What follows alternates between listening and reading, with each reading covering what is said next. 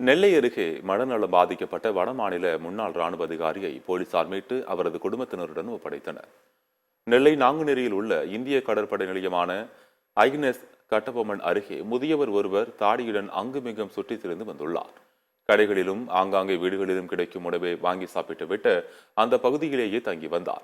இதுகுறித்து சந்தேகத்தின் பெயரில் விசாரித்த போலீசார் அவரை மீட்டு நான்குநேரியில் உள்ள ஒரு முதியோர் இல்லத்தில் சேர்த்து விசாரணை நடத்தினர். அப்போது அந்த முதியவரின் பெயர் கந்தர்ப் சிங் என்பதும் அவர் பஞ்சாப் மாநிலத்தில் உள்ள குர்தாஸ்பூர் பகுதியைச் சேர்ந்தவர் என்பதும் தெரிய வந்தது. மேலும் அந்த முதியவர் இந்திய ராணுவத்தில் மேஜராக பணியாற்றி ஓய்வு பெற்றவர் என்பதும் தெரிய வந்தது.